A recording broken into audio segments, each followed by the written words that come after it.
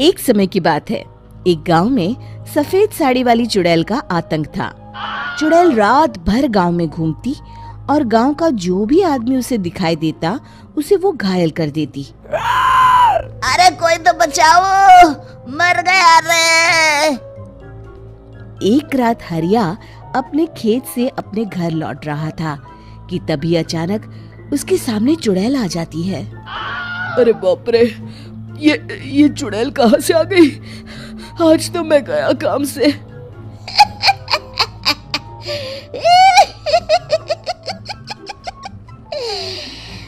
आज मुझे मेरा शिकार मिल गया। अरे चुड़ैल दीदी, मुझे छोड़ दो। जैसे ही चुड़ैल हरिया की तरफ बढ़ती है, हरिया वहाँ से भाग जाता है और अपने घर के दरवाजे पे पहुँचता है। अरे भगवान, जल्दी से दरवाजा खोलो, मेरे पीछे चुड़ैल पड़ी है। हरिया की पत्नी जल्दी से दरवाजा खोल देती है। अरे आप इतना हाफ क्यों रहे हैं? अरे मेरे पीछे चुड़ैल पड़ी है, आज तो मैं बाल बाल बच गया। जल्दी से सभी दरवाजे और सभी खिड़कियों को बंद करके बत्ती बुझा दो। तभी चुड़ैल हरिया के घर के पास पहुंच जाती है। अरे वो आदमी कहाँ गायब हो गया?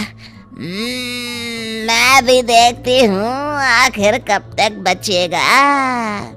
मैं अपने शिकार को इतनी आसानी से नहीं छोड़ती। इतना कहकर चुड़ैल वहाँ से चली जाती है।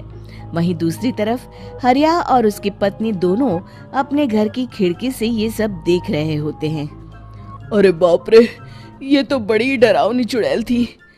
अगले दिन ये बात आग की तरह पूरे गांव में फैल जाती है और धीरे धीरे लोग चुड़ैल के डर के मारे शाम होते ही अपने घरों से बाहर निकलना बंद कर देते हैं। कुछ दिनों के बाद, भाई मैंने तो इस चुड़ैल के डर के मारे रात को अपने खेतों को पानी देना बंद कर दिया है। कहीं मेरी फसल सूख गई तो मैं तो कहीं का नहीं रहूंगा। साहूकार का कर्जा कैसे चुकाऊंगा? अरे भाई, पूरे गांव वालों का यही हाल है। पता नहीं ये चुड़ैल हमारे गांव में कहां से आ गई। फिर एक दिन गांव के पास वाली नदी के किनारे एक बहुत बड़े तांत्रिक के आने की बात कुछ गांव वालों को पता चलती है। वो लोग जाके ये बात गांव के मुखिया को बताते हैं। मुखिया जी, नदी के किनारे एक बहुत ही पहुंचे हुए तांत्रिक बाबा आए हैं। हमें उनसे मदद मांगनी चाहिए। मैंने सुना है वो बड़े बड़े भूतों और चुड़ैलों को अपने वश में कर लेते हैं। मुखिया जी सभी गांव वालों को लेकर उस तांत्रिक के पास पहुंच जाते हैं। ओम फट स्वाहा, ओम फट स्वाहा। तभी तांत्रिक अपनी बंद आंखों को खोलकर कहता है, क्या बात है, तुम सब लोग यहाँ क्यों आए हो? मुखिया जी उस तांत्रिक को सारी बात बता देते हैं। अच्छा, तो ये बात है। और तांत्रिक अपनी आंखों को बंद कर लेता है। मैं देख रहा हूँ तुम्हारे पूर्वजों ने बहुत पाप किए थे, जिससे ये गांव अब श्रापित हो चुका है। उसी के फल स्वरूप तुम्हारे गांव में चुड़ैल आई है। ये चुड़ैल बहुत खतरनाक है, ये किसी को नहीं छोड़ेगी। हे भगवान, मर गए रे, अब क्या होगा? तभी गांव के मुखिया जी कहते हैं, बाबा, इस चुड़ैल से हम सबको बचा लीजिए, कोई तो उपाय होगा। इसका सिर्फ एक ही उपाय है, सभी गांव वालों को बारी बारी हर दिन अपनी आधी फसल उस पहाड़ी के ऊपर बनी काली गुफा में छोड़ के आनी होगी। तभी उस चुड़ैल की भूख मिटेगी और श्राप का प्रभाव खत्म हो जाएगा और तुम सब जिंदा बच जाओगे। सभी गांव वाले उस तांत्रिक की बात को मान लेते हैं और वहां से चले जाते हैं। फिर अगले दिन से रोज उस गांव के लोग बारी बारी से अपनी आधी फसल उस काली गुफा के पास जाकर रखाते। कुछ दिनों बाद हरिया की बारी आती है। बाप रे, आज तो मेरी बारी है उस काली गुफा में जाने की। क्या करूं, वो तो बड़ी खतरनाक चुड़ैल है। मेरे तो हाथ पैर कांप रहे हैं। फिर हरिया डरते डरते अनाज की बोरियां अपनी बैलगाड़ी में लाद देता है। तभी हरिया की पत्नी उससे कहती है, देखो जी, संभल के जाना और किसी भी हालत में शाम होने से पहले वापस आ जाना। उस चुड़ैल का कोई भरोसा नहीं है जी। हरिया बैलगाड़ी में बैठते हुए कहता है, भगवान, मैं क्या वापस आऊंगा? लगता है अब तो मेरी खबर ही आएगी। इतना कहकर हरिया वहां से चला जाता है। रास्ते में जंगल से गुजरते हुए हरिया की बैलगाड़ी का एक चक्का बड़े गड्ढे में फंस जाता है। हे भगवान, अब ये क्या मुसीबत है? हरिया नीचे उतर के पूरी ताकत से अपनी बैलगाड़ी को गड्ढे से निकालने की कोशिश करता है।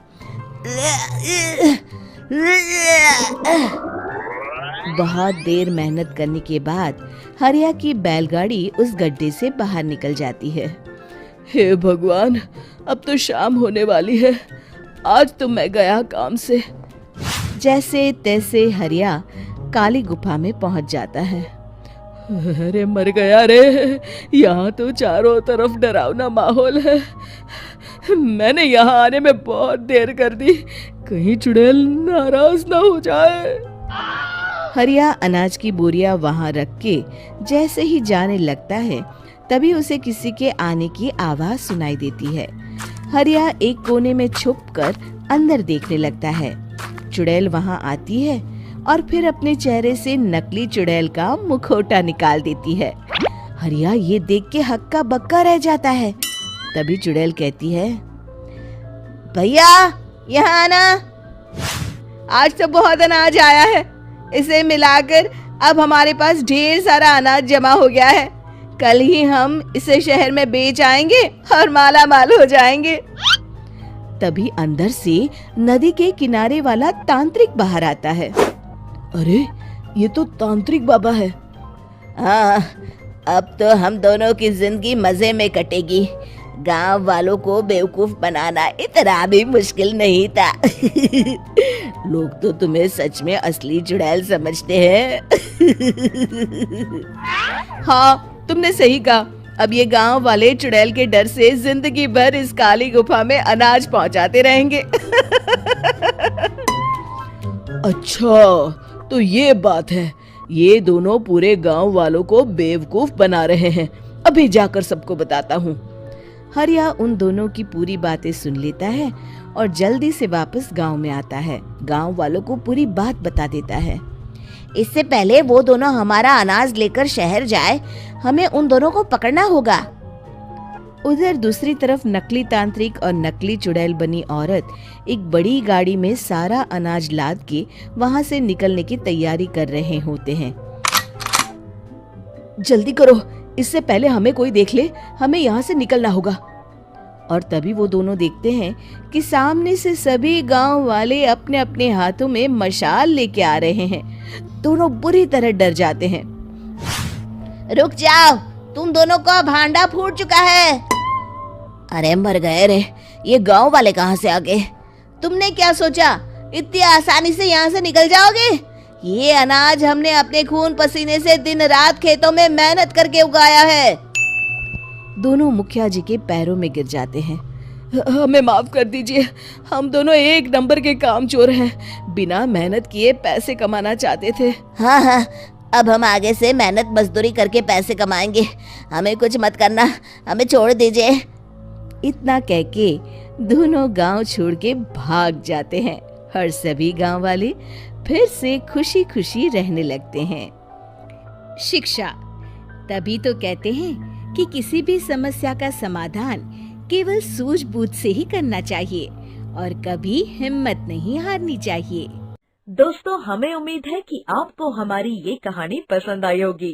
कृपया हमारे चैनल को सब्सक्राइब करें और सभी अपडेट्स के लिए बेल आइकन जरूर दबाएं। और हाँ, वीडियो लाइक और शेयर करना मत भूलिएगा। Bye bye.